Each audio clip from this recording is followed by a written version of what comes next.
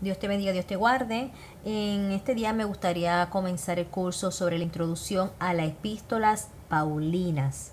Ya hemos discutido los evangelios dentro del curso general sobre el Nuevo Testamento, y para poder finalizar, ¿verdad?, este curso general de la introducción al Nuevo Testamento, vamos a hablar hoy sobre las epístolas paulinas. Recordemos, ¿verdad?, que la tradición o la división tradicional del Nuevo Testamento es los evangelios, Mateo, Marcos, Lucas y Juan. Está el libro histórico, el libro de los Hechos de los Apóstoles. Están las epístolas a las iglesias. Ahí van a estar incluidos Romanos, 1 y 2 de Corintios, Gálatas, Efesios, Filipenses, Colosense, 1 y 2 de Tesalonicense. Dentro de las epístolas personales vamos a estar discutiendo 1 y 2 de Timoteo, Tito, Filemón, 2 y 3 de Juan. Las epístolas universales son Hebreos, Santiago, 1 y 2 de Pedro, 1 de Juan y Judas. Finalmente terminaremos con el libro de Apocalipsis, que está relacionado con la profecía. Bien, una vez dado este pequeño resumen, repaso acerca sobre lo que hemos ya discutido y lo que vamos a estar discutiendo, vamos a entrar entonces rápidamente a la introducción sobre las epístolas paulinas. Las epístolas paulinas son alrededor de 13 cartas. Ya hemos mencionado en el curso anterior, ¿verdad?, que le estuve hablando sobre la vida de Pablo, que te invito, si no lo has escuchado, repasa ese video y escúchalo para que te puedas relacionar en el contexto de las 13 cartas que él escribe. El apóstol Pablo escribe 13 cartas, de entre las cuales 9 están dirigidas a los hermanos de las iglesias locales y 4 están dirigidas a personas en particular. Pablo las escribió desde los años 48 después de Cristo al 68 después de Cristo. Aproximadamente 20 años en diferentes lugares, circunstancias y viaje misionero. Dios le confió a Pablo para que sea el autor de la mayor parte del Nuevo Testamento. Vamos a ver que él habla mucho y ataca mucho la apostasía, que es un término utilizado con mucha frecuencia al estudiar estas epístolas. Esta palabra lo que significa es desviarse de la fe, y en muchas de las epístolas los autores tratan con este problema infiltrado dentro de la misma iglesia. Tanto como acontecía en aquel entonces, lo vamos a ver en nuestros días. La apostasía, el desviarse de la fe, el desviarse de la verdad. Y eso es lo que va a estar atacando fuertemente nuestro apóstol Pablo, ¿verdad?, al igual que otros autores de las diferentes epístolas que vamos a estar estudiando dentro del curso del Nuevo Testamento. Veamos rápidamente, ¿verdad?, un resumen generalizado sobre el libro de Romanos o la epístola a los Romanos, dirigido a todos los creyentes, aunque el público intencional son los creyentes de la ciudad de Roma. El libro que resume la fe cristiana, o sea, que trata sobre la justicia de Dios para el hombre. Este libro de Romanos contiene 16 capítulos con 436 versos y aproximadamente 9.089 palabras. Tiempo más o menos te podría tomar en leerlo como una hora más o menos. ¿Cómo leer este libro o esta epístola a los romanos? Romanos debe ser leído bien despacio y con mucho cuidado, porque su autor Pablo va explicando el evangelio de manera progresiva. Temas tras tema se van desarrollando hasta explicarse o expandirse. Por lo tanto, debe ser perseverante en su lectura. Ahí vamos a ver en esta lámina que te estoy presentando la división de estos 16 capítulos, que tiene 6 divisiones. La primera división vamos a estar viendo el problema del pecado. Capítulo 1, verso 1 al capítulo 3, verso 20. Y nos va a presentar la justicia de Dios. La segunda división de Romanos viene siendo la solución, que es la salvación, dentro del capítulo 3 al capítulo 5, y vamos a verla de que es algo imputada. La tercera división es la posición del creyente. Según capítulo 6 al capítulo 8 va a hablar sobre el tópico de la santificación que es producida. Vamos a ver entonces la cuarta división, el privilegio de la renovación, capítulo 9 al 11, que es vindicada. La quinta división dentro de los 16 capítulos de Romanos, vamos a estar viendo la conducta, que es un servicio, capítulo 12 al capítulo 15, que es algo práctico. Y finalizamos con la sexta división, con la conclusión, que es la bendición compartida, el capítulo 15 al capítulo 16, verso 27. Hablemos un poco sobre la primera epístola a los Corintios. Va dirigida a todos los creyentes, aunque va dirigida a esta iglesia en Corinto. El libro de las respuestas a los problemas de los miembros de la iglesia. Esta epístola tiene 16 capítulos con 437 versos y alrededor de 9.113 palabras.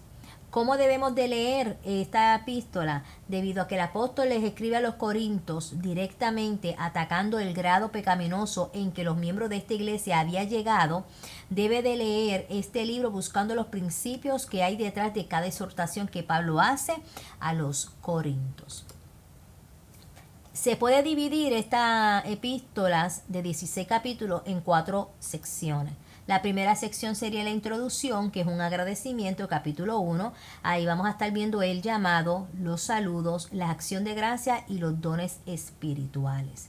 Dentro del informe, que va a ser capítulo 1, verso 10 al capítulo 6, verso 20, va a presentar los diferentes problemas que él tiene conocimiento que hay en esta iglesia. Hay divisiones, desorden, incesto, inmoralidad, indisciplina, libertinaje y pleito. La tercera división de este libro vamos a estar viendo que son las respuestas a las preguntas que habían enviado al apóstol Pablo. Está en los capítulos 7 al capítulo 15. Ahí vamos a estar viendo las respuestas hacia el tema del matrimonio, lo que son las comidas, la tentación, el atavío de la mujer, la cena del Señor y los dones y lengua. Finalmente, esta cuarta división va a ser sobre la advertencia, capítulo 16. Vamos a ver los temas finales, que va a estar hablando sobre las ofrendas, los de los adversarios, estar firme, el someterse y el amén a Cristo. Pasemos a 2 de Corintios. Va dirigida también a todos los creyentes y dirigida a la iglesia de Corinto. El libro de penas y alegría, revelante, ¿verdad? Lo que va a revelar para los miembros de la iglesia de este siglo. Nos va a hablar sobre las penas y alegría y nosotros vamos a aprender a través de este libro estos tópicos. Tiene alrededor de 13 capítulos con 257 versos y alrededor de 5.641 palabras. ¿Cómo podríamos leerlo? Debido a que Pablo escribió esta carta cuando estaba bien agitado y molesto con los corintios, debe de leerse como un documento muy personal y no tanto como una carta para ser leída en público. Los corintios estaban en contra de Pablo y él se defendió en esta carta. Vamos a ver que el grueso de esta carta va a ser una defensa de Pablo a su apostolado, a su ministerio. Vamos a dividir estos 13 capítulos en 3 secciones. Primera sección, la alegría y la tristeza, capítulo 1 al capítulo 7, entre Pablo y los corintios. ¿Qué alegría y tristeza había? Estaba la aflicción agonizante, el alivio de la desilusión, planes de Pablo con los hermanos de Corinto, están las características del ministerio de Pablo y, por último, la exhortación de Pablo a los corintios. La segunda división viene siendo la ofrenda, capítulo 8 al capítulo 9, a los hermanos de Jerusalén. Vamos a ver dentro de esta segunda división, darnos primero nosotros a nosotros mismos.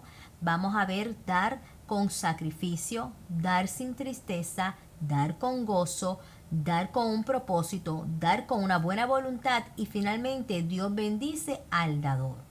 Terminamos esta tercera división de los 13 capítulos de 2 de Corinto hablando sobre las credenciales de Pablo, capítulo 10 al capítulo 13, defendiendo su apostolado. Pablo llamado por Dios. ama a los demás, enseña a los demás, ayuda a los demás, protege a los demás, ministra a los demás, se sacrifica por los demás y finalmente depende de Cristo. Detalles profundos en Segunda de Corintios. ¿Qué detalle vamos a encontrar? Un cambio y una resurrección. Ejemplo de Pablo.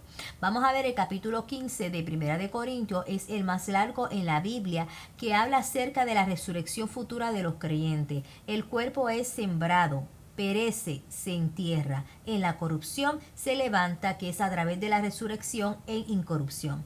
El cuerpo es sembrado en deshonor y levantado en gloria. El cuerpo es sembrado en debilidad y es levantado en poder. El cuerpo es sembrado físicamente y levantado como un cuerpo celeste. El cuerpo es sembrado en carne y sangre, pero levantado en un cuerpo cambiado.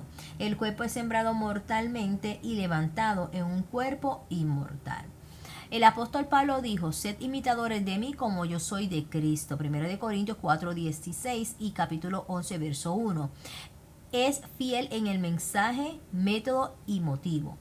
Es sólido en la edificación, es mayordomo de la verdad del Evangelio, soportó tribulaciones por Jesús, consideraba a los hermanos más débiles, abandonó sus derechos, se negó a sí mismo para alcanzar las almas, es autodisciplinado, demostró refrenamiento apropiado en las asambleas públicas y fue humilde. Ahí estamos viendo, ¿verdad?, los ejemplos de Pablo. Así de que el libro de 2 de Corintios revela mucho sobre la persona y la obra de Satanás. Lo puedes ver en el capítulo 2, verso 10 al 11, capítulo 4, verso 4, capítulo 11, verso 3, capítulo 13 al 15 y el capítulo 12, verso 7. ¿Okay? Gálatas, dirigido a todos los creyentes y en especial a la iglesia de Galacia. El libro de la salvación y santificación por la fe en Cristo.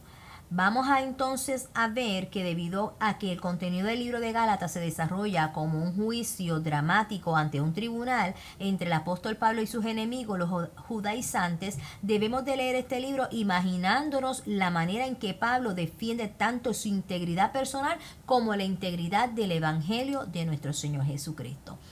El libro de Gálatas, que tiene 6 capítulos, vamos a dividir en 3 divisiones. La primera, asunto personal, capítulo 1 al 2, que es la defensa de Pablo sobre su apostolado. Vamos a ver que el apóstol de Cristo se presenta como un apóstol de Cristo por su experiencia personal en Cristo, llamado directamente por Cristo, es, ¿verdad?, confiable en todo.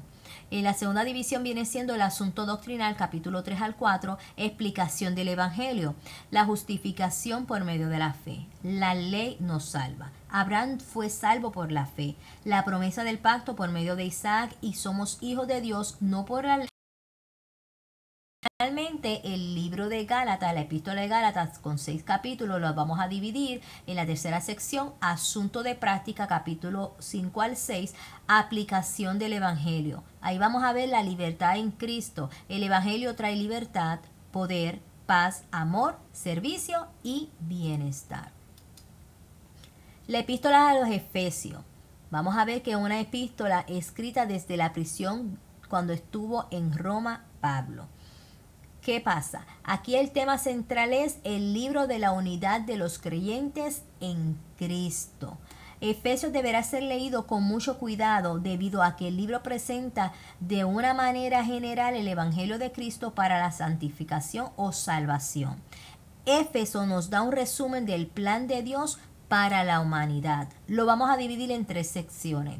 La primera sección, la posición del creyente, capítulo 1 al capítulo 3, que va a estar el tema en Cristo, escogido por Cristo, predestinado por Cristo, redimido por Cristo, vivificado por Cristo, salvo por Cristo, en las alturas con Cristo y en paz por medio de Cristo. La segunda división es la conducta del creyente, capítulo 4, capítulo 6, ante el mundo entero, andando dignamente, andando diferentemente, andando en amor, andando en Cristo, andando en la luz, andando en comunión y andando llenos del poder de Dios. Finalmente está la tercera división, que trata sobre la bendición y despedida y bendición que trata sobre la paz, amor, fe, gracia para todos los que aman a Jesús, nuestro Señor, con amor inalterable.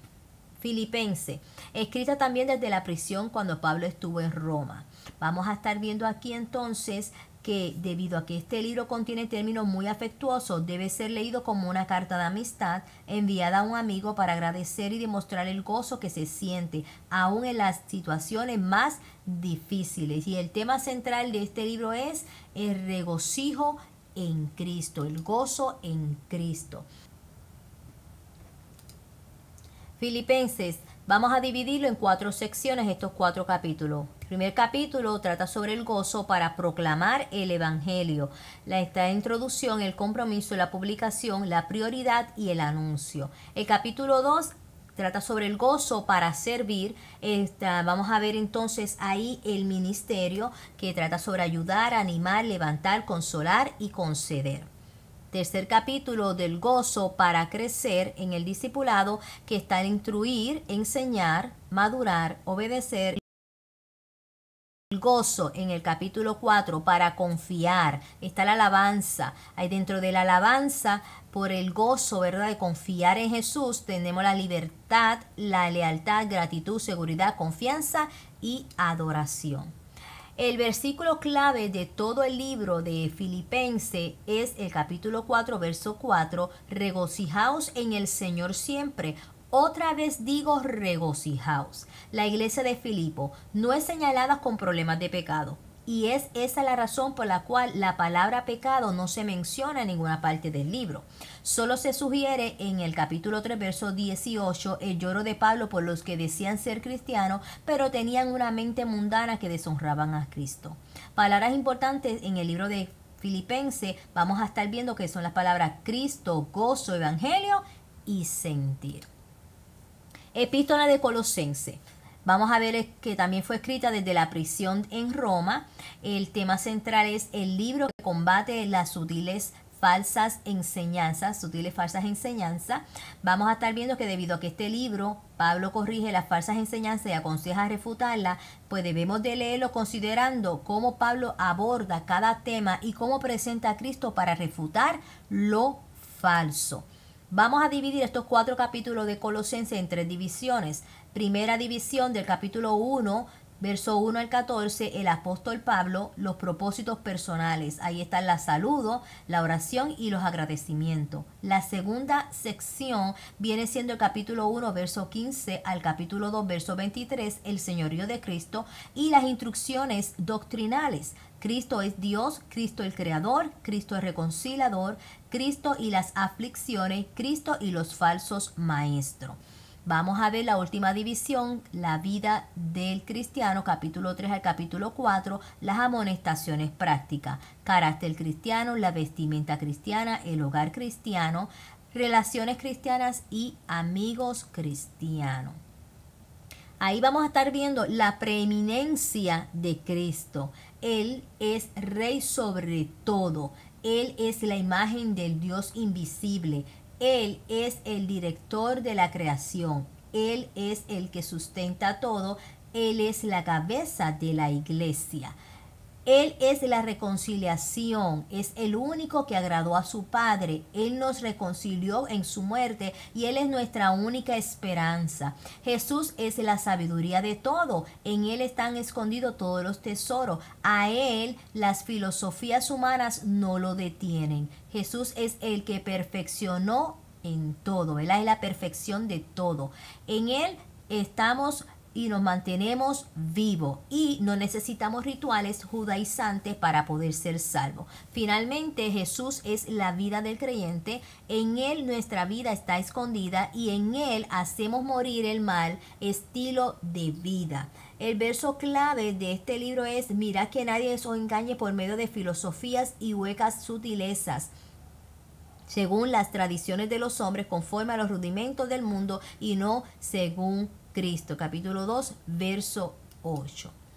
La epístola de la carta primera Tesalonicense, vamos a estar viendo que el tema central es el libro de la venida de Cristo. El tema central es la venida de Cristo. Así de que, debido a que este libro, Pablo va a responder a las preguntas que tenían los tesalonicenses. Vamos a leerlo analizando estas respuestas para poder entender lo que Pablo le está escribiendo a los de Tesalónica. Estos 5 capítulos de 1 de Tesalonicenses se dividen en 3 secciones. Primero está el pasado, capítulo 1, verso 2, el misterio tesalónico. Pablo funda la iglesia, dan los saludos, la gratitud, los elogios y recuerdo de la fundación de la iglesia en Tesalónica. En el capítulo 2 al 5 vamos a ver el presente, el ministerio tesalónico. Ahí Pablo fortalece la iglesia moral, espiritual, esperanzadamente, anima, alienta y reafirma la fe de la iglesia. Finalmente vamos a estar viendo entonces el futuro, que es el capítulo 5, verso 12 al 28, el ministerio tesalónico. Pablo advierte a la iglesia las relaciones con los demás, las actitudes ejemplares, la importancia de orar sin cesar, el dar gracias en todo y abstenerse de todo mal. Ok. Ahora veamos estas gráficas que te quiero presentar dentro de la epístola, ¿verdad?, de Tesalónica. Pablo está hablando sobre el arrebatamiento de la iglesia y quiero, ¿verdad?, que veamos esta gráfica. En el arrebatamiento en la segunda venida de nuestro Señor Jesucristo versus en la segunda venida.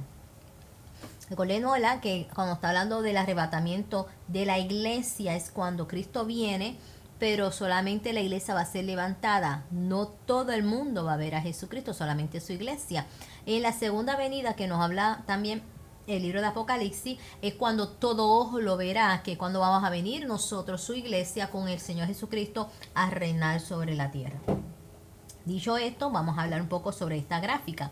Vamos a estar viendo, ¿verdad?, de que en el arrebatamiento de la segunda venida será secreto y en un abrir y cerrar de ojo, mientras que en la segunda venida, como ya te mencioné, será visible ante el mundo entero.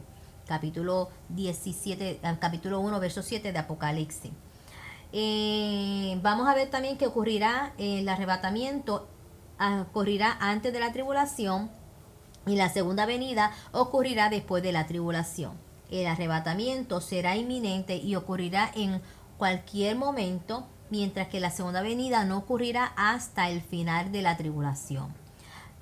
En el arrebatamiento los creyentes reciben al Señor en el aire, mientras que en la segunda venida los creyentes regresarán con el Señor a la tierra. En el arrebatamiento los creyentes son trasladados de la tierra para ser libertados, mientras que en la segunda venida los incrédulos son dejados para el juicio. Algunas observaciones que vamos a estar viendo es: si el arrebatamiento y la segunda venida fueran un mismo evento, los creyentes tendrían que pasar a través de la tribulación. Si el arrebatamiento y la segunda venida fueran un mismo evento, el regreso de Cristo no es inminente. Hay muchas cosas que deben ocurrir antes que Él pueda regresar a la tierra, según Mateo 24. Al describir el periodo de la tribulación, los capítulos 6 al 19 del libro de Apocalipsis, en ninguna parte la iglesia es mencionada. Durante la tribulación, también llamada el tiempo de angustia para Jacob, según Jeremías 37. Dios dirigirá nuevamente su principal atención sobre Israel. Romanos 11, versos 17 al 32. El arrebatamiento y la segunda venida de nuestro Señor Jesucristo son eventos similares, pero separados. Ambos son eventos del fin. Sin embargo, es de crucial importancia reconocer la diferencia. En resumen, el arrebatamiento es el regreso de Cristo en las nubes para trasladar a todos los creyentes de la tierra antes del tiempo de la ira de Dios. La segunda venida es el regreso de Cristo a la tierra para terminar la tribulación y para vencer al anticristo y su malvado imperio mundial. Así que, dicho esto, ¿verdad?, te invito a que leas con cuidado esta información y la repase, sobre todo leyendo el libro de, ¿verdad?, la epístola de Tesalónica. Así de que las dos resurrecciones, hablemos un poco de estas dos resurrecciones. Primera resurrección de los justos. En esta primera resurrección participarán todos los creyentes que murieron en Cristo, y será en el arrebatamiento de la iglesia para recibir al Señor en el aire y vivir eternamente en el cielo. En la segunda resurrección, que será para los injustos, en esta segunda resurrección participarán todos los incrédulos que murieron sin Cristo, y será en el día del juicio final para recibir la condenación eterna en el infierno. La primera resurrección de los justos dice, ¿verdad? Primera de Tesalonicenses 4, 14 al 17, porque si creemos que Jesús murió y resucitó, así también traerá Dios con Jesús a los que durmieron en él. Porque el Señor mismo, con voz de arcángel y con trompeta de Dios, descenderá del cielo, y los muertos en Cristo resucitarán primero. Luego nosotros, los que vivimos, los que hayamos quedado, seremos arrebatados juntamente con ellos en las nubes para recibir al Señor en el aire, y así estaremos por siempre con él. Y Apocalipsis capítulo 25 al 6 dice, pero los otros muertos no volvieron a vivir hasta que se cumplieron 1000 años. Esta es la primera resurrección. Bienaventurados y santo el que tiene parte de la primera resurrección. Mientras que la segunda resurrección de los injustos dice que en esta segunda resurrección participarán todos los incrédulos que murieron sin Cristo. Y te invito a que leas Apocalipsis 20, verso 12 al 15, que habla, ¿verdad?, sobre los muertos que no eran creyentes, cuando resucitaron fueron lanzados al lago de fuego. Citas de las dos resurrecciones de los muertos e justos, ¿verdad?, de los muertos justos e injustos. Daniel 12:2 dice, y muchos de los que duermen en el polvo de la tierra serán despertados, unos para vida eterna y otros para vergüenza y confusión perpetua. Lucas 14:13 al 14 dice, mas cuando hagas banquete, llama a los pobres, los mancos, los cojos y los ciegos, y serás bienaventurado, porque ellos no te pueden recompensar, pero te será recompensado en la resurrección de los justos. Juan 5:28-29 dice, no os maravilléis de esto, porque vendrá hora cuando todos los que están en los sepulcros oirán su voz, y los que hicieron lo bueno saldrán a resurrección de vida, mas los que hicieron lo malo a resurrección de condenación. Finalmente, Hechos capítulo 24:15 dice, teniendo esperanza en Dios, la cual ellos también abrigan, de que ha de haber resurrección de los muertos, así de justo como injusto. Según de Tesalonicense, vamos a ver que el libro es el que explica el día del Señor. El tema central es del día del Señor. Debido a que los tesalonicenses no habían puesto en práctica lo que Pablo ya le había dicho en su primera carta, ahora vamos a ver cómo Pablo se le dirige a ellos con continua exhortación, y en ese punto de vista es que tenemos que leerlo. Son 3 capítulos que se dividen en 3 divisiones o secciones. La primera sección, el ánimo, capítulo 1, ante la persecución. Vemos que Pablo los saluda, le da gracias, presenta las pruebas, las persecuciones, tribulaciones, aliento y estímulo. En la segunda división es una instrucción sobre el día del Señor, y va a hablar sobre la venida de Cristo, que no es todavía, y que no os dejéis engañar, que no se conturbéis, y primero vendrá la apostasía, primero vendrá el hombre de pecado, ¿verdad? Para que conozcan lo que es el día del Señor, pues esas son las advertencias de Pablo. Finalmente está la exhortación, capítulo 3, a estar trabajando, orar por los líderes, mantenerse firmes y fieles a Cristo, apartarse del ocio, trabajar para, ¿verdad?, el que trabaje para comer, el que no come, adiós, el que no trabaja no come. Ahí que aquellos que quieren vivir del cuento o quieren vivir disque por la fe y no trabajar, pues mira, ahí te invito a que leas de Tesalonicenses capítulo 3, que Pablo claramente pone el énfasis de que hay que trabajar, que en el cielo no hay espacio para los vagos. Finalmente habla sobre la disciplina al ocio, ¿verdad?, dejar de ser ocioso, y se despide y echa bendiciones sobre sus oyentes. El verso clave para este epístola viene siendo el verso 3 del capítulo 2. Nadie os engañe en ninguna manera, porque no vendrá sin que antes venga la apostasía y se manifieste el hombre de pecado, el hijo de perdición. Lo primero que debe suceder antes de la venida de nuestro Señor Jesucristo o del arrebatamiento es la apostasía de los creyentes. Y en 2 Tesalonicenses 2:3, o sea que va a haber creyentes que van a apostatar, que van a negar la fe, que se van a apartar de la verdad. El punto número 2, el hombre de pecado, el anticristo, va a ser revelado. Capítulo 2, verso 3. Punto número 3, el Espíritu Santo será quitado del mundo, según de Tesalonicenses 2, versos 6 al 7. Al Espíritu ser quitado, entonces el hombre de pecado se va a poder manifestar. Y finalmente una fuerza de engaño, según de Tesalonicenses 2, 11, que vendrá del mismo Dios, ¿verdad? De que para que aquellas personas que no quisieron creer en Jesucristo, pues, se van a ser autoengañados. Las epístolas pastorales, primera y segunda de Timoteo y Tito. Las 3 cartas pastorales fueron escritas casi al final de los días de vida del apóstol Pablo. Fueron escritas para guiar a 2 de sus consiervos más jóvenes, a Timoteo y Tito. Son las únicas cartas dirigidas o enviadas a personas con responsabilidades pastorales. La carta de Pablo a Filemón no es pastoral porque Filemón no fue pastor o no era pastor. Las 3 cartas no fueron escritas en el mismo tiempo ni en el mismo sitio. Son diferentes en contenido, tono y propósito. Por ejemplo, 1 Timoteo enseña la sana doctrina, la administración de la iglesia y los principios éticos y morales de los líderes. 2 Timoteo detalla el verdadero siervo de Cristo, advierte de la apostasía que había dentro de la iglesia y que la única arma para combatirla es la palabra de Dios. Finalmente Tito da consejos sabios, ¿verdad?, al joven Tito, que se encuentra sirviendo a Dios en la isla de Creta. Muchos eruditos consideran que el orden cronológico de las 3 cartas debe ser por su tamaño, por lo tanto la ponen en el siguiente orden. 1 Timoteo en el año 62 al 64 después de Cristo desde Macedonia. Luego ellos colocan a Tito en el año también 62 al 64 después de Cristo desde Macedonia, y finalmente ubican a 2 Timoteo para el año 66 al 67 después de Cristo desde los calabozos de Mamertina, según 2 Timoteo 4 versos 6 al 8. 1 Timoteo, vamos a estar viendo que el tema central es el trabajo, ¿verdad?, difícil del planeta, que no va a ser algo fácil el evangelizar.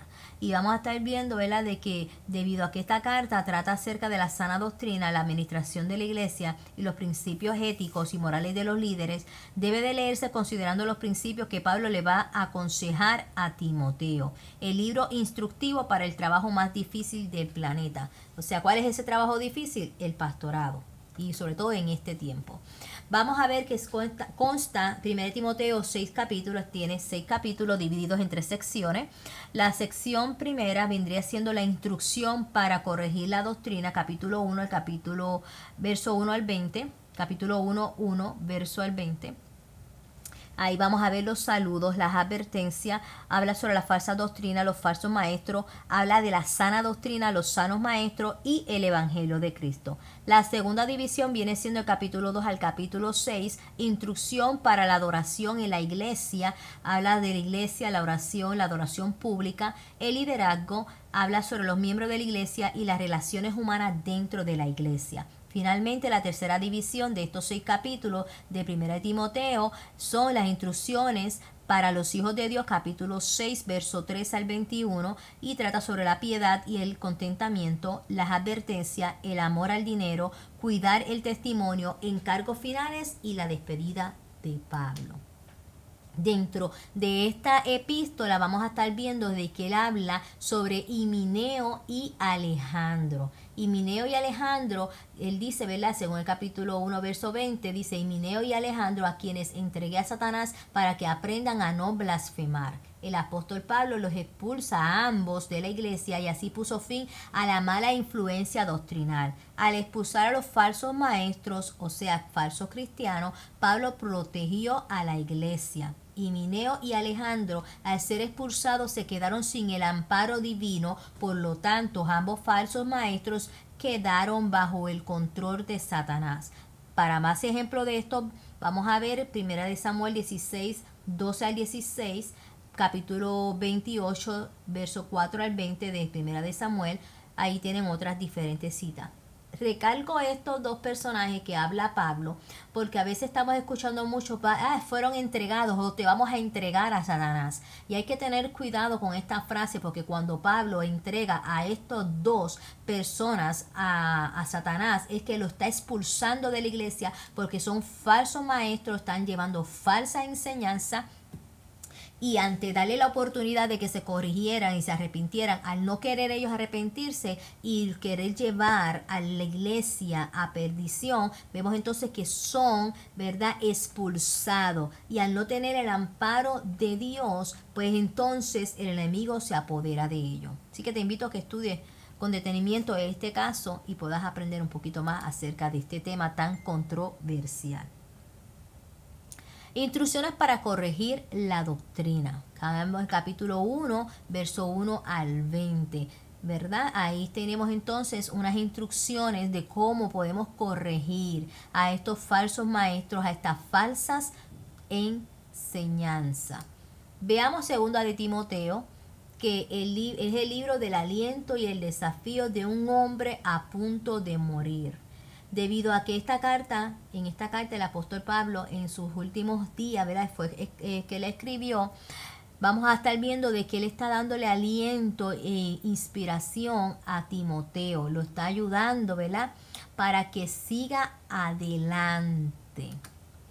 Son 4 capítulos que va a estar dividido en 3 divisiones. La primera sección viene siendo sigue perseverando, capítulo 1, verso 1 al 18, perseverando en qué, en la sana doctrina, porque no nos ha dado Dios espíritu de cobardía, sino de poder, de amor y de dominio propio.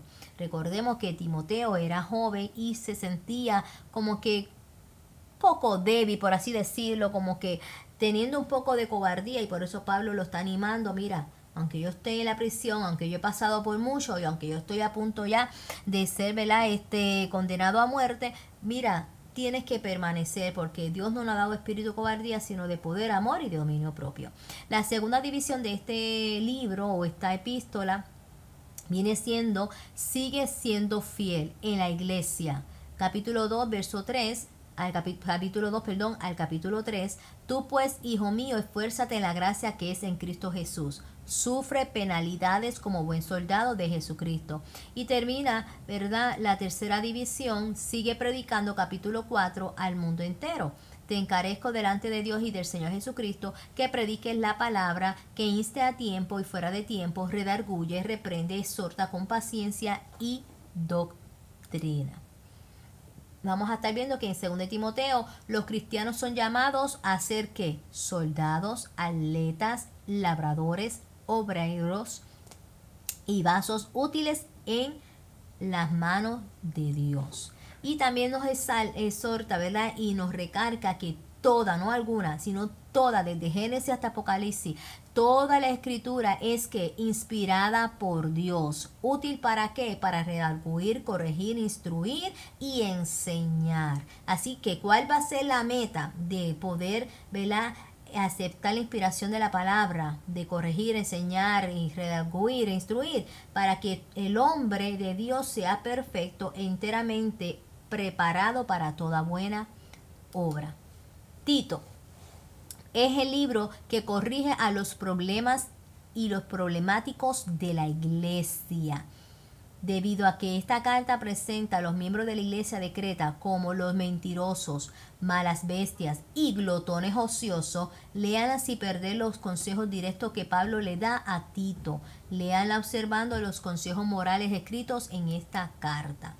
Tiene 3 capítulos y se divide en 3 secciones. La primera sección, capítulo 1, verso 1 al 16, corrige la doctrina. Están los saludos, las advertencias, nombra a los ancianos y combate el error. Capítulo 2, verso 1 al 15 es la segunda división, que habla sobre la familia, corrige el testimonio, la iglesia ejemplar, la vida ejemplar, enseñanza ejemplar y la vida íntegra. Y finalmente habla sobre la sociedad, capítulo 3, en donde corrige el estilo de vida, una vida santa, doctrina sana, obra santa, y se despide. Veamos la epístola de Filemón, que fue escrita desde la prisión, y es el libro de la diplomacia y el perdón. Debido a que esta carta se relata el problema que tenía un esclavo recién convertido a Cristo y que había huido de su amo cristiano, vamos a leerla observando todos los detalles diplomáticos con que Pablo le escribe a su gran amigo Filemón. Un capítulo dividido en 4 secciones. La primera sección están los saludos, capítulo 1 al 3. Pablo, prisionero de Jesucristo, y el hermano Timoteo, al amado Filemón, colaborador nuestro. Verso 1 al 3. Verso 4 al 7 están los halagos para Filemón, porque oigo del amor y de la fe que tienes hacia el Señor Jesús y para con todos los santos. Verso 8 al 12 está la petición a favor de Onésimo. Y finalmente los versos 23 al 25 que está la despedida de Pablo. Leamos la epístola a los Hebreos, dirigido a todos los creyentes, aunque, ¿verdad?, el primer público intencional son los judíos cristiano. El libro de la supremidad de Cristo sobre todo lo creado. Aquí estamos viendo que sobre toda cosa pone a Cristo por encima de todo. Debido a que este libro tiene mucha conexión con el Antiguo Testamento, mostrando las costumbres judías y sus pactos, hay que leerlo en conjunto con las citas de concordancia que aparecen del Antiguo Testamento en su Biblia. Si tú te fijas, cuando tú lees Hebreo, casi todas las Biblias vienen con las citas relacionadas al Antiguo Testamento. Así que mientras tú vas leyendo Hebreo, vas buscando esas referencias del Antiguo Testamento para que puedas entender qué es lo que está hablando esta epístola. Consta de 13 capítulos divididos en 4 divisiones o 4 secciones. Esta la primera sección, presenta a Jesucristo, capítulo 1 al capítulo 4, y presenta la persona de Jesucristo, Dios, profeta, Jesucristo, ángeles y hombres, los temas que vas a encontrar en estos 4 capítulos. Del capítulo 4, verso 14 al capítulo 10, verso 18, va a estar hablando de Jesucristo, su sacerdocio. Presenta a Jesucristo, va a hablar de Melquisedec, de Aarón, de los pactos y de los sacrificios. Luego vamos a ver la tercera división, que trata sobre Jesucristo y sus dádivas, capítulo 10 al 11, la libertad, la fe, el nuevo camino, el corazón sincero y la justicia. Termina hablando de Jesucristo y sus normas, capítulo 12 al capítulo 13, el ejemplo de vida de Jesucristo, la disciplina divina, la conducta cristiana y la vida práctica. Finalmente se despide. El Antiguo Testamento contiene 39 libros, de la cual el libro de Hebreos cita 23. Cita 5 libros del Pentateuco, cita 8 libros históricos, cita 4 libros de profetas mayores, cita 4 libros de profetas menores y cita 2 libros de Salmos y Proverbios. El libro de Hebreos, vamos a ver que tiene bastante contenido sobre el Antiguo Testamento. Hebreos capítulo 1, verso 1. El Antiguo Pacto versus el Nuevo Pacto. Dios, habiendo hablado de muchas veces y de muchas maneras en otro tiempo a los padres por los profetas. El viejo pacto es incompleto, por lo tanto Dios habló de una manera completa a través de nuestro Señor Jesucristo. Dios habiendo hablado, Dios habla finalmente a través de Cristo, muchas veces, una sola vez a través de Cristo y de muchas maneras, una sola manera a través de Cristo. En otro tiempo en los últimos días a través de Cristo. Finalmente, padres por los profetas, directamente a nosotros a través de nuestro Señor Jesucristo. Cristo superior a Moisés. Hebreos capítulo 3. Cristo y Moisés. Cristo fue fiel a Dios, capítulo 3, verso 1 al 2. Moisés fue fiel a Dios, capítulo 3, verso 1 al 2. Cristo es la revelación, dueño de la casa, hijo sobre su casa. Moisés fue testigo a la revelación. Moisés fue parte de la casa y Moisés fue siervo en la casa. Cristo superior a Aarón.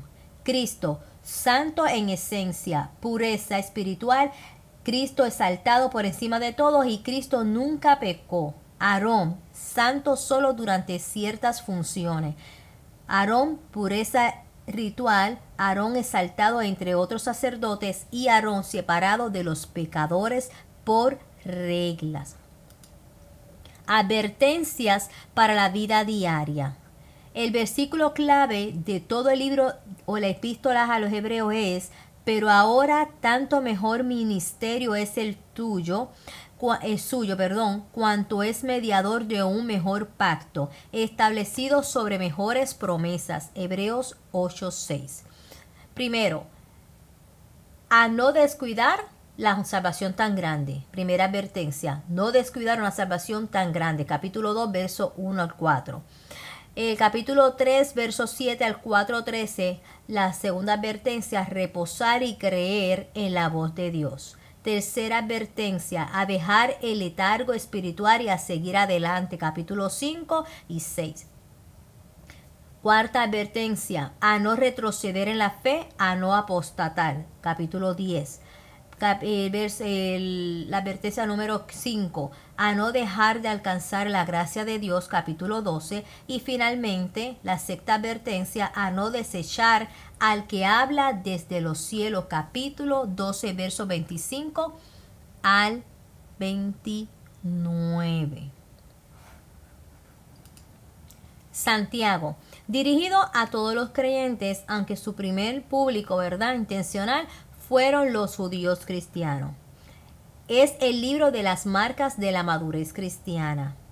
Debido a que Santiago se dirige a un variado tipo de oyentes y su mensaje contiene diferentes temas acerca de cómo practicar la vida cristiana, vamos a leerlo tomando en cuenta a quienes está dirigida esta epístola y cuál fue el tema específico de la misma. Santiago tiene 5 capítulos divididos en 3 divisiones. La primera sección es el sufrimiento en las pruebas, capítulo 1, verso 1 al 18, que nos dice: bienaventurado el varón que soporta la tentación, porque cuando haya resistido la prueba, recibirá la corona de vida que Dios ha prometido a los que les aman. Capítulo 1, verso 12. La segunda división es la conducta, capítulo 1, verso 19 al capítulo 5, verso 6, en medio de las pruebas. Finalmente, el resultado, capítulo 5, versos 7 al 20, al final de las pruebas. Palabras repetidas en el libro de Santiago. La palabra fe se repite 16 veces. La palabra hermanos 15 veces. 13 veces vamos a encontrar la palabra de obras. La ley vamos a encontrarla 11 veces. 7 veces vamos a encontrar lengua. 7 veces decir, hablar. 7 veces juicio, juzgar o juez. 3 veces la palabra condenación o condenado. Y finalmente 2 veces la palabra perfecto. Epístola de Primera de Pedro. Vamos a estar viendo de que fue dirigida a todos los creyentes y especialmente a los creyentes gentiles. Los 5 grupos del Imperio Romano estaban: Ponto, Galacia, Capadocia, Asia y Bitania. Es el libro del consuelo para los que sufren, debido a que Primera de Pedro da consejo acerca de cómo debemos de enfrentar los sufrimientos en la vida cristiana. Tenemos que leerlo aplicando a su propia vida, cada una de nosotros, cómo vamos a aplicar este contenido para cuando estemos experimentando dolor y diversas pruebas. Contiene 5 capítulos en 3 divisiones. La primera sección: vivan la salvación. Capítulo 1, capítulo 2, en Cristo. Vivan la salvación en Cristo. Están los saludos, la salvación, herencia, prueba, santificación, persecución y perseverancia. La segunda sección trata sobre vivan en sumisión hacia los demás. Capítulo 2 al capítulo 3. Ahí va a estar hablando sobre la piedad, la honra, autoridad, sobre los jefes, esposos, testimonio y sumisión. Finalmente, la primera epístola a Pedro trata sobre vivan para el servicio de los demás, capítulo 3, verso 8 al 5, verso 12. Trata sobre el honor, servicio, unidad, victoria, Cristo, ejemplo y despedida. ¿Cómo resistimos firmes en la fe al diablo? Verso 9 del capítulo 5 de Primera de Pedro. ¿Cómo lo vamos a resistir? Rechazando voluntariamente a los pecados de los deseos de la carne, de inmoralidad sexual, la vanagloria de la vida, el orgullo y la vanidad humana y los deseos de los ojos, que es el peligro de creer que somos dioses. La segunda epístola de Pedro, vamos a estar viendo que va dirigida a los cristianos gentiles que eran de los 5 grupos del Imperio Romano, que ya lo mencionamos, y es el libro que nos advierte, reprende y refuta a los falsos maestros. Vamos a estar viendo de que ahí esta segunda epístola de Pedro reprende y refuta a los falsos maestros. Son 3 capítulos con 3 secciones. La primera sección es una advertencia, capítulo 1, verso 1 al 21, una advertencia a conocer la verdad. Ahí va el contenido, trata sobre el saludo de Pedro, el conocimiento de la verdad, promesa, diligencia, recordar y madurez. La segunda sección es una advertencia a conocer los falsos maestros, están los falsos maestros, las herejías, encubiertos, negación de Cristo, blasfemia, infierno y perdición. Termina esta epístola con una advertencia a conocer la profecía, capítulo 3, verso 1 al 18. Están las enseñanzas de los profetas, habla sobre el día del Señor, habla sobre el juicio divino, de vivir piadosamente, practicar paciencia divina y no caer en el error, en el mal. ¿Por qué Dios no perdonó a los ángeles? Segunda de Pedro, capítulo 2, verso 4. Porque no guardaron su dignidad, según Judas, verso 6, porque abandonaron su propia morada, el cielo, Judas 6, porque tomaron posesión de cuerpos humanos, Génesis 6:2, porque se pervirtieron tomando para sí mujeres, Génesis 6:2. Dios no los perdonó porque su santidad no le permite tolerar el pecado y porque los ángeles vivieron más cerca de Dios, no así los seres humanos. Miraron directamente a Dios, nosotros tenemos ojos de fe. Porque tocaron directamente a Dios, nosotros creemos que Él es real. Porque escucharon directamente a Dios y nosotros aceptamos por fe su palabra. Así que los ángeles tienen el privilegio más grande que cualquier otra cosa creada en el universo. Y al que más se le da, más se le demanda. Pero el ser humano, mientras esté con vida en la tierra, Dios le puede perdonar si se arrepiente de cualquier pecado que haya realizado. Los capítulos importantes de Pedro son el capítulo 1, que trata sobre la verdad debe prevalecer dentro de nuestra vida, el capítulo 2, que habla sobre los falsos maestros destructores deben ser denunciados, y el capítulo 3, que habla sobre el día del Señor que vendrá. Primera de Juan, esta epístola. Vamos a ver entonces que aunque está dirigido a todos los creyentes, va específicamente a los gentiles de Asia Menor, porque allí Juan ejercía su ministerio apostólico. El libro dedicado a la segunda generación de creyentes. Debido a que esta carta tiene varios temas que se pueden aplicar en cualquier parte y época del mundo, vamos a leerlo analizando el contenido de cada palabra y cuál tema es el que aplica a nuestras vidas. La epístola primera de Juan tiene 5 capítulos con 3 divisiones. La primera sección está la nueva generación, capítulo 1, capítulo 2, que deben, ¿verdad?, caminar en luz. Esta nueva generación se le está exhortando a caminar en luz. La segunda sección es la nueva generación debe creer en Jesucristo, capítulo 2 al capítulo 3, y finaliza con la tercera sección, la nueva generación debe amar a Jesús, capítulo 4 al capítulo 5. La segunda epístola o carta de Juan va dirigida también a todos los creyentes, especialmente a la señora elegida y a sus hijos. Es el libro que aconseja a no hospedar a los falsos maestros, o sea, tener cuidado con a quién estamos permitiendo entrar a nuestros hogares, a nuestras congregaciones, porque estos falsos maestros traen mucho daño. Debido a que esta carta es una advertencia a rechazar a los herejes, no hospedándolos en nuestras casas, leamos esta epístola pensando en lo que hoy en día puede suceder con tantos falsos maestros que dicen que han recibido una revelación especial de Dios en desacuerdo a lo establecido en las Sagradas Escrituras. Es un capítulo dividido en 4 secciones. La primera división es la introducción, verso 1 al 3, que trata sobre la verdad. La segunda sección es el mandamiento a amar, verso 4 al 6. La tercera sección habla sobre la hospitalidad, versos 7 al 11. Esa hospitalidad debe ser limitada. Y versículo 8 al 13, la conclusión y la promesa.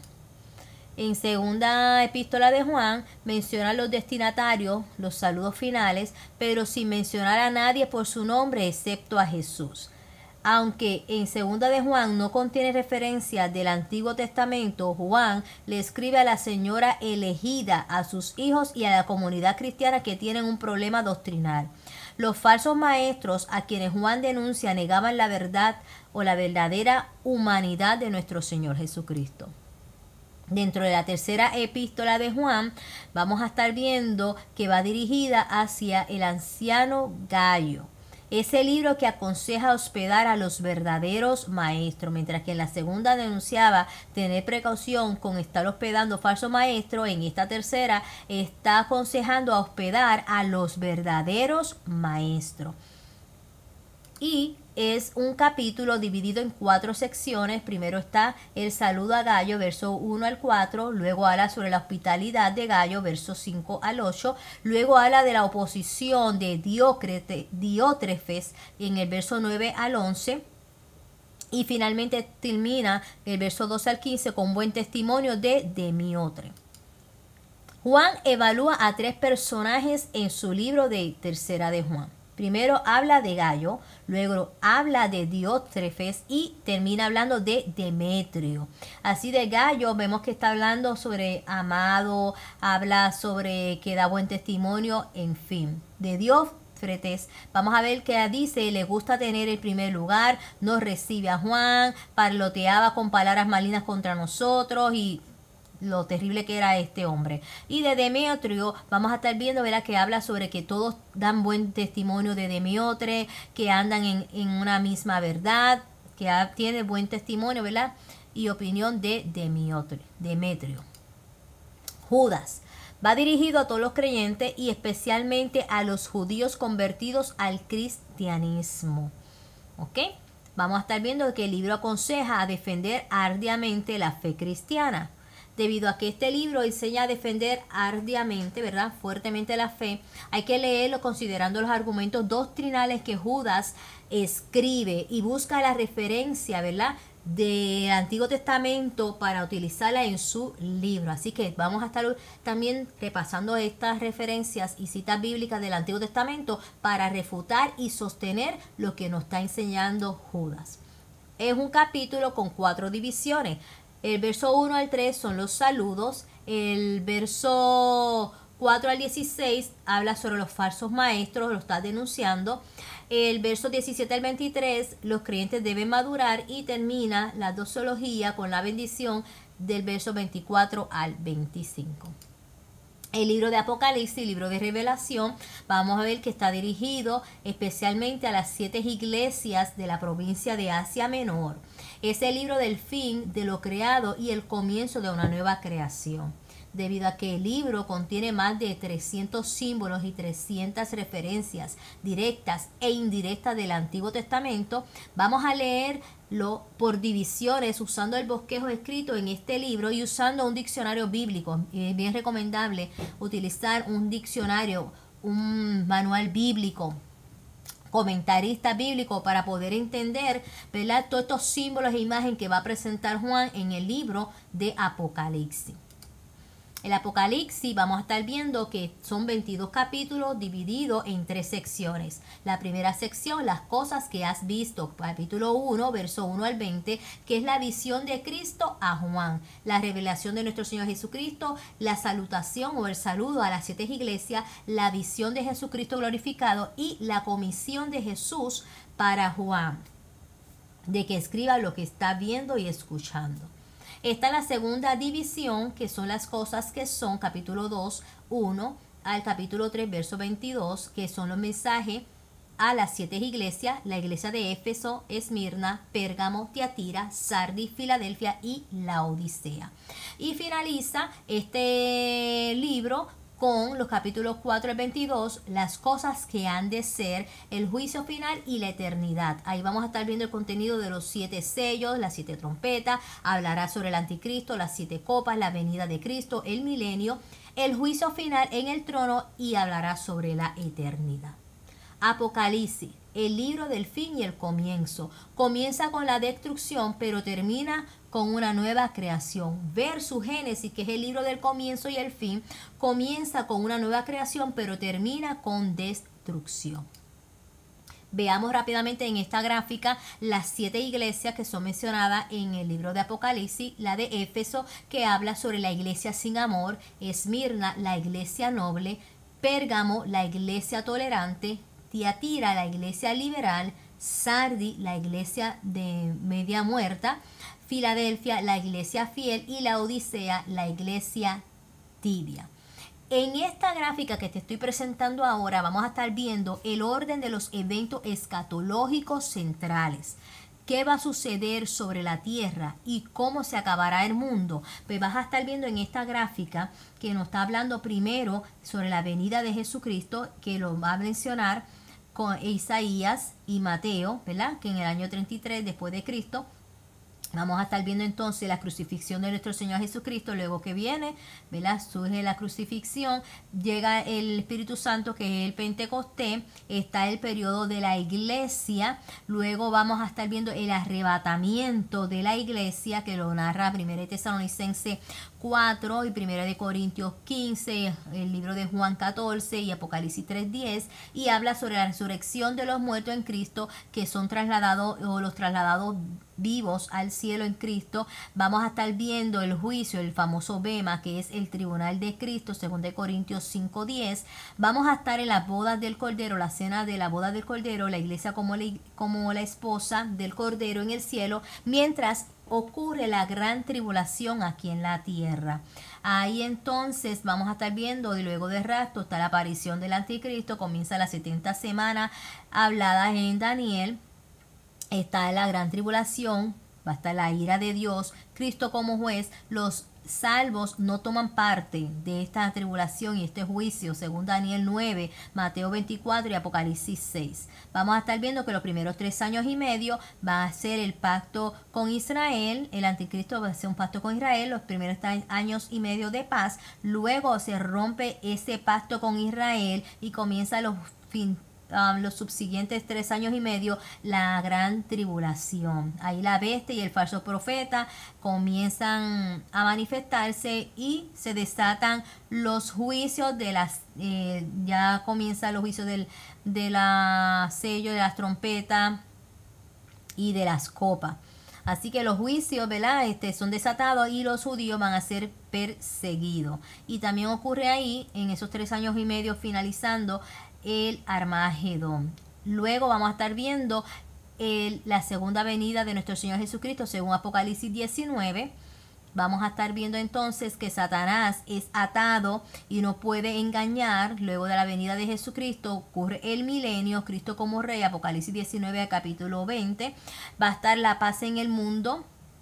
Israel en su tierra reina el Mesías. Están los pactos abrámicos y davídicos cumplidos y los no salvos no toman parte. En esos 1000 años del milenio, valga la redundancia, Satanás es vencido y lanzado al lago de fuego.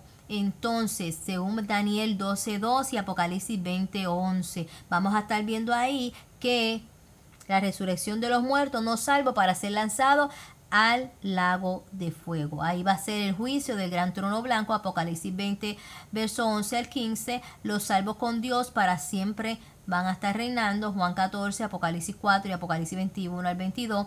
El estado eterno de las cosas, capítulo 22 de Apocalipsis. Los no salvos separados de Dios para siempre, Lucas 16, según de Tesalonicenses, capítulo 1, versos 7 al 9 y Apocalipsis 20, 13. Así de que terminamos entonces Apocalipsis 21:1, cuando habla sobre cielo nuevo y tierra nueva, y está la eternidad. El orden de los eventos principales de la gran tribulación durante los 7 años, Apocalipsis 6 al 19. La primera mitad, como te mencioné, ahí vamos a estar viendo los 144,000 judíos sellados por Dios para que evangelicen cerca del principio del tiempo. Luego vamos a ver el anticristo, va a aparecer en escena y se le da una corona por la confederación de los 10 naciones. Luego va a estar el anticristo, hace un pacto con Israel prometiéndole paz y protección y es parte del primer sello, capítulo 6, verso 2. Y se cumple la profecía escrita en Daniel 9:27 y el reloj del tiempo es puesto en marcha. Punto número 4, dentro de esta primera mitad de la gran tribulación se organiza la Iglesia Mundial, capítulo 17, verso 1 al 6 de Apocalipsis, y los sellos del juicio lanzados sobre la tierra. Dentro de los sellos está el anticristo, paz y seguridad falsa. Segundo sello, la guerra, comienza las primeras etapas de la batalla de Armagedón. La tercer sello, hambre e inflación, caos económico. Cuarto sello, la muerte por la guerra, el hambre y una cuarta población mundial es muerta. El quinto sello, la persecución religiosa, los santos son perseguidos y martirizados. Y el sexto sello, las perturbaciones cósmicas, terremotos y convulsiones terrestres ocurren. Vamos a ver entonces otro evento que va a estar aconteciendo. Hacemos una pausa ahí dentro de los 7 sellos. Va a ocurrir la guerra de Gog y Magog, según Ezequiel 38 y 39. El anticristo rompe el pacto con Israel durante esta guerra, cerca del final de los primeros 3 años y medio de la gran tribulación. Esta guerra concluirá cuando Dios intervendrá para salvar a Israel. Rusia y la OPEP, o sea, la Organización de Países Exportadores de Petróleo, son como Gog y Magog. Punto intermedio de la gran tribulación. El anticristo va a romper su pacto con Israel, ocupa el templo en Jerusalén como la abominación desoladora y demanda ser adorado. Capítulo 11, capítulo 13. Satanás es expulsado del cielo y arrojado a la tierra para llenar de poder y guiar al anticristo, o sea, la bestia y su falso profeta, y los judíos van a ser perseguidos. Capítulo 12. La misericordia de Dios durante la gran tribulación, a través del testimonio de los 144,000 sellados, justos judíos, evangelistas, según el capítulo 7, verso 3 al 4, y los 2 testigos, capítulo 11, verso 3, muchos judíos y gentiles creerán en Cristo durante la gran tribulación. Capítulo 7 y capítulo 20. No obstante, muchos rehúsan el misericordioso ofrecimiento de Dios y no se arrepentirán.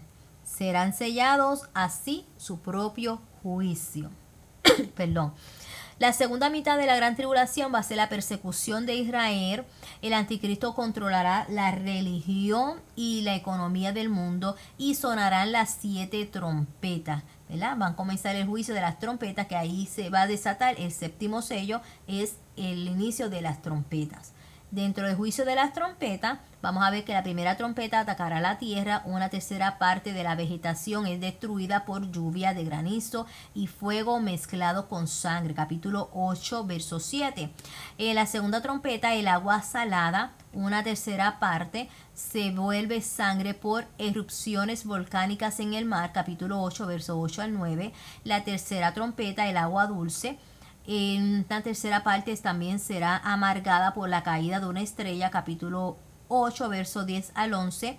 El cuarta trompeta, dirigida a los cielos, una tercera parte del sol y lunas y las estrellas serán heridas, causando caos y no habrá luz.